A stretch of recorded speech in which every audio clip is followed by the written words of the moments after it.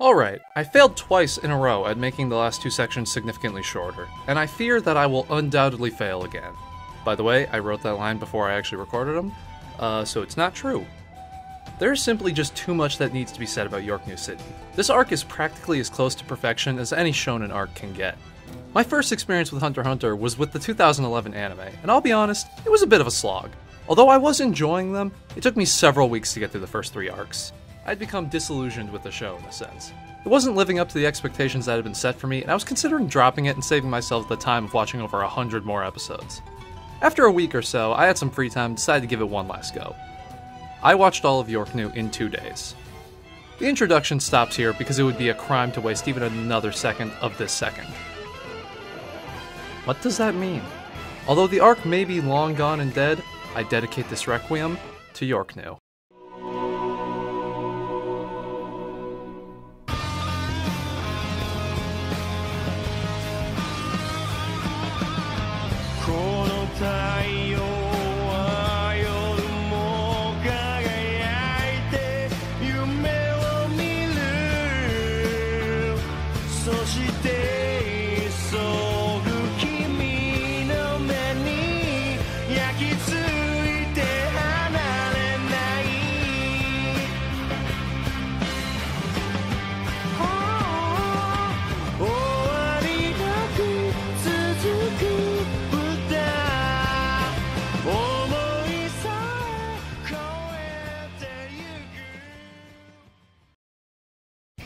Something that turns a lot of people off of the Hunter x Hunter anime is that they see it as a show for children. I can't really refute that mindset. I mean, just look at the bright colors and the poster and the commercial breaks. Of course it's for kids. Shonen are all aimed at a younger audience in one way or another, but everything about Hunter x Hunter at first seemed to scream that it was for kids. And then Yorknew came along and suddenly people are getting their heads cut off and their hearts ripped out. Yeah, people have died in Hunter x Hunter before, but these guys aren't just dying. They're being straight up murdered. It only makes sense that a story about warring mafia families would take the series one step further into darkness, but the breakneck speed at which the tone change occurs is both jarring and beautifully executed. The viewer is plunged into the violent reality of the world just as quickly as the characters, and it's honestly a bit shocking. I'm gonna have to manage your expectations a little bit after that introduction. It would be a lie to say that this arc doesn't retain a fair amount of the series' original lighthearted spirit, or that it goes far enough to escape the shonen genre, but it would also be a lie to say that the story found here isn't significantly more mature than the last few. Gon and Killua are not more mature though. They still remain mostly upbeat and childish protagonists, which could logically cause them to clash with the new tone. Killua might be fine, but Gon would certainly find himself out of place. So what changes do they undergo to make them more appropriate protagonists for the story? Well, none. Instead of rushing Gon and Killua in a darker direction, they're pushed to the side. They're not even really relevant to the story until, like, halfway through the arc. This is not their story. It's Kurapika's. I kinda lied when I said that Yorknew is about a mafia war. There is one occurring, but it forms the background for the real plot, Kurapika's quest for revenge against the Phantom Troop. The troop had been built up slowly over the course of the first 36 episodes. A mention here, an imposter there, and so on, always in the background, as you'd expect for the world's finest thieves. But with Machi's introduction and the Hisoka reveal in Heaven's Arena, it became inevitable that the spiders would step out of the shadows eventually. But what I never predicted was just how much fun these guys would be. The League of Villains is an unbelievably common trope in shonen anime. They basically all have it. Espada, Marine Captains, the Homunculi, the Akatsuki, Claw, and an etc. so long that it wraps around the moon and comes back down to Earth to haunt us in our sleep. Despite this concept being more oversaturated than a stick of butter, I never managed to get tired of it. Maybe I'm the one in the wrong here. Maybe I'm just a sucker who will eat anything they put on my plate, but I don't care. I love villain groups. Take any bad guy, give them some friends, and I'll instantly think they're 10 times cooler. Considering just how much I love so many other villain groups, you can take it as the highest level of compliment when I say that the Phantom Troop easily outrank them all. The only one that comes even close is the Akatsuki from Naruto, but with how much inspiration that series took from Togashi's work, that shouldn't be too surprising. I don't even really know where to start when talking about the Phantom Troop, so I'll begin with the first thing you see, which is their designs. I praised Togashi's knack for character design all the way back in the Hunter exam, but the Troop is where he peaks. It is straight up not fair that other series have to compete against his work. He's literally just out here flexing at this point. He has mastered the art of conveying personality through design alone. You can look at any member of the Phantom Troop and you'll have an idea of who they are before they ever speak. I mean, look at Phaeton. You know his deal the second he comes on screen. This frees up a ton of room in the story because Togashi doesn't have to spend a ton of time establishing personalities and traits. These designs are simple enough to communicate their purpose immediately, but small details prevent them from becoming generic. You've probably seen 100 samurai-type characters before, most of whom will blend together in your head. Nobunaga fits into that visual archetype, but look at his pronounced nose and his palm tree-like top knot. These small additions allow his clothing to be reminiscent of other characters you've seen before without sacrificing any memorability. The troop members are also immune to a problem faced by other villain groups, that being homogeneous designs. A lot of villain groups have a design element or outfit that they all share. This does help them seem like a united organization, but can also make it difficult for individuals to be distinct from one another. Togashi's solution to this problem was the spider tattoo, which signifies membership. The tattoo clarifies that the troop is truly an organization and not just a bunch of random people without intruding on each character's unique style. This is because the tattoo is placed underneath their clothing, which makes a ton of sense practically as well. Most villain groups just walk around in their villain robes, proudly displaying how evil they are, but Hunter x Hunter realizes that it may just be in the interests of a group of criminals to remain anonymous. With there being no need to homogenize their designs, Togashi was free to make them all completely different from each other, which is true of their other aspects as well. The sheer amount of unique personalities and powers at play is astounding. Because of that, the possibilities for creative combinations are actually insane. This potential is used throughout the arc, but it becomes most impressive during a certain requiem, which I will certainly get to later. Now that I've built up the troupe, what's the deal with the plot around them? Being the world's most prolific thieves, the Phantom Troupe are out to rob the Yorknew City auction, where the rarest and most valuable items in Hunter x Hunter's world find themselves for sale. The various different mafia families of Yorknew are all deeply invested in this auction due to its potential to increase their wealth and influence. With a desperate desire to avenge his fallen people, Kurapika takes a job as a bodyguard for one of these families, hoping that it will allow him to get close to the Phantom Troupe, who he knows will be at the auction due to Hisoka's tip-off. I couldn't find a better place to put this, but this guy's ability is called 11 Black Children, which is an interesting name. I'm sure this makes perfect sense to a person who only speaks Japanese, but for the rest of us? This isn't important at all, by the way. I just thought it was kind of funny. I'll shut up now. Part of what makes this arc so great is its structure. The Phantom Troupe don't even know that Kurapika exists at the beginning of the story, which means they're free to develop and pursue their own goal independent of our protagonist. All the while, he spends the first half of the arc trying to catch up to them. This format heavily shades how we view each party in a way that doesn't become apparent until a certain battle later on. Kurapika's quest for revenge is initially portrayed as the righteous path. We are talking about the people who committed genocide against his kind, after all. They deserve to be brought to justice. At this point in the story, Kurapika is also still acting fairly similar to how he did back in the Hunter x and Zoldyck family arcs. Calm, level-headed, and reasonable.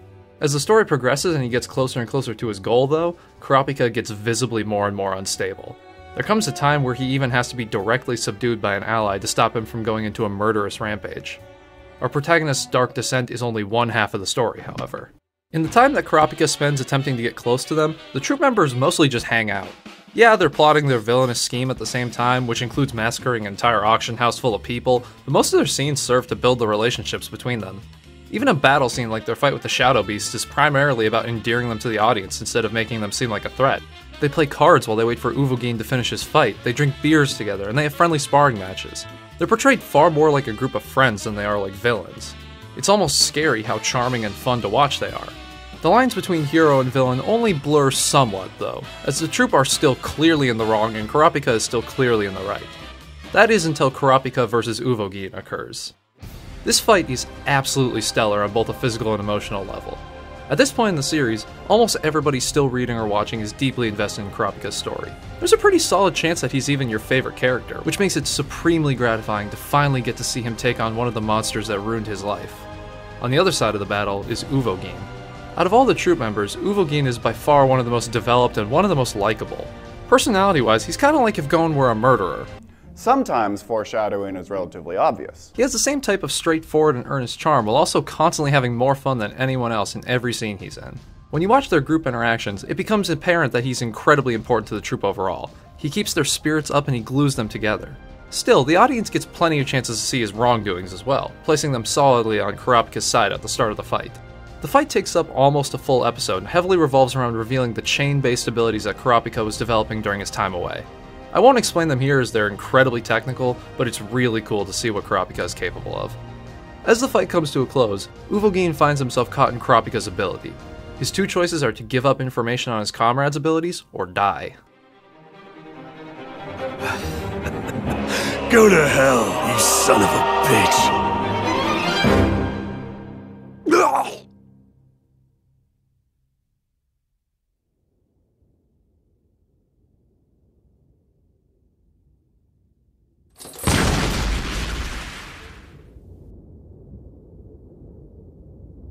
Uvogin chooses to die rather than sell out his friends, and the fight ends on an incredibly bittersweet note.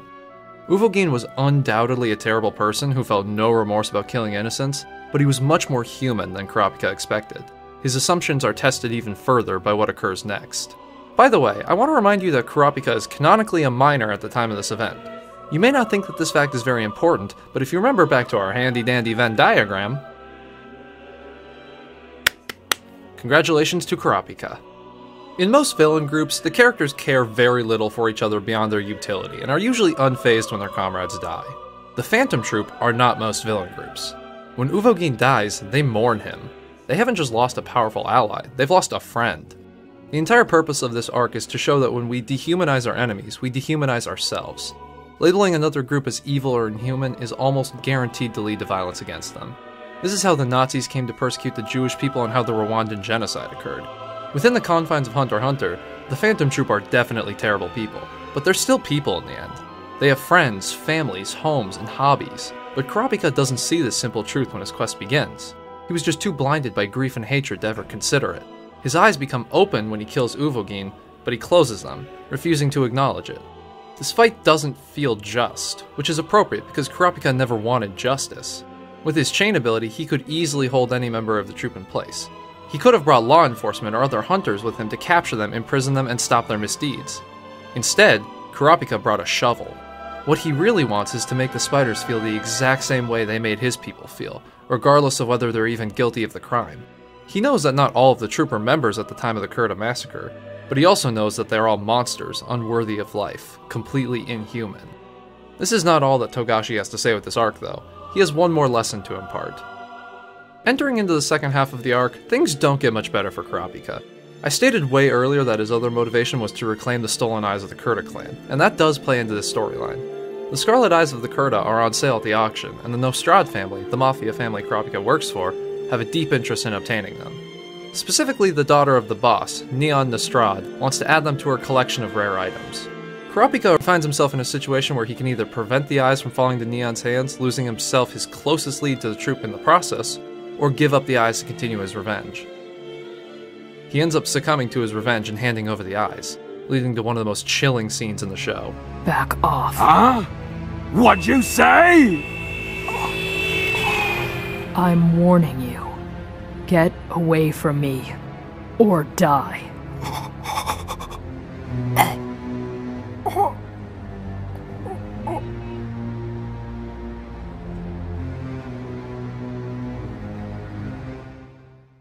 I bring this up because it demonstrates Yorknew's second lesson, the cyclical and destructive nature of revenge. In order to understand how this applies to the show, you have to understand the origin of the Phantom Troop, which is revealed around this time. They come from a place called Meteor City, named thusly because of its tendency to be struck by meteors at an alarming rate. Since permanent construction became impossible here, other countries began to use it as a landfill with no concern for its inhabitants, turning it into a hell on Earth. Krollo formed the Phantom Troop as a way of taking back everything that the rest of the world stole from him and his companions, a material form of revenge.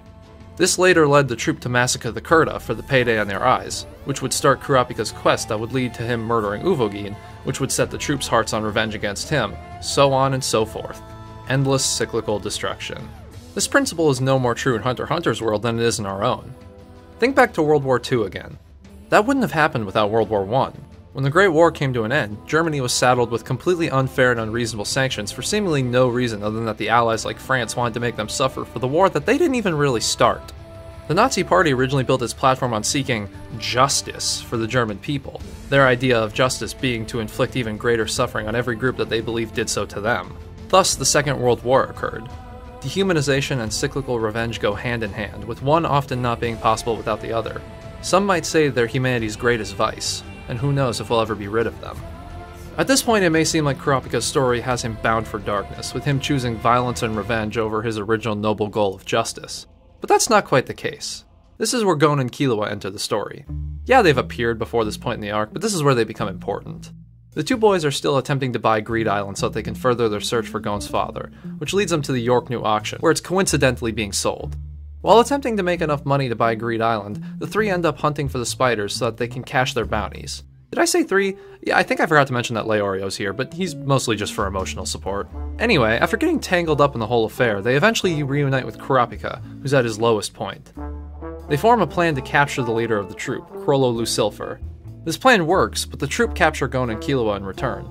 Both sides threaten to kill their hostage if they don't get their companions back. I haven't talked about Chrollo yet, so let's repent for that sin. Chrollo is the leader of the Phantom Troop and somewhat of a Jesus allegory.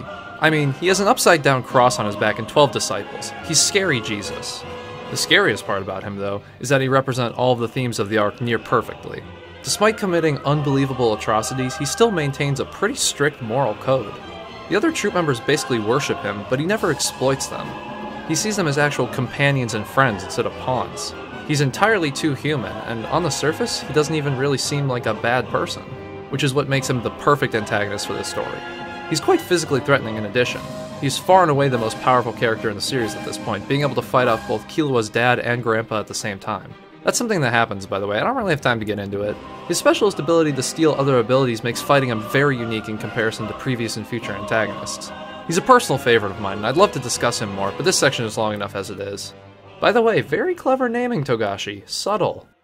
The standoff between Kurapika and the troop forms the climax of the arc, as both sides are forced to decide what they value more, their friends or their revenge. In the end, both Kurapika and the troop choose their companions, bringing their cycle of hatred to a close. Kurapika even manages to return to his path of justice, sealing Chrollo's Nen abilities and putting an end to his evil acts. At least for now.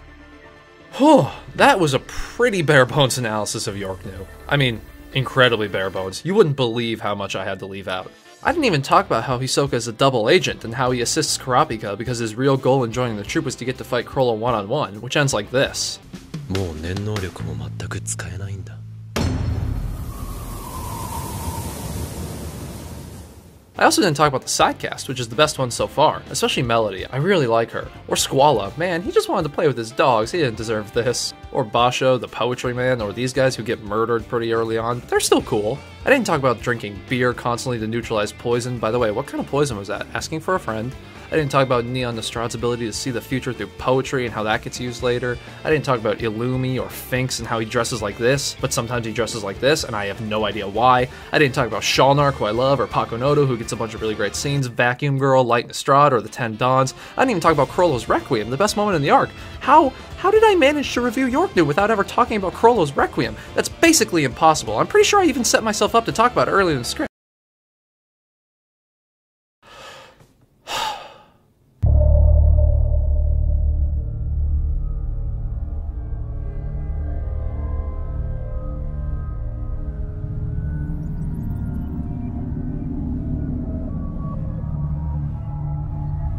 I guess that just means you still have plenty of reasons to watch Yorknew, even if you've seen this video, which you absolutely should do, by the way. It's truly fantastic, and the best part is that the story isn't even close to done after it, so there's plenty more where it came from. Clearly, Hunter x Hunter can only go up from here.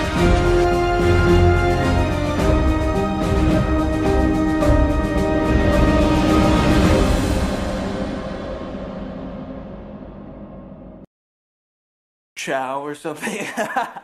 No, Helen. Is that a raincoat? Yes, it is.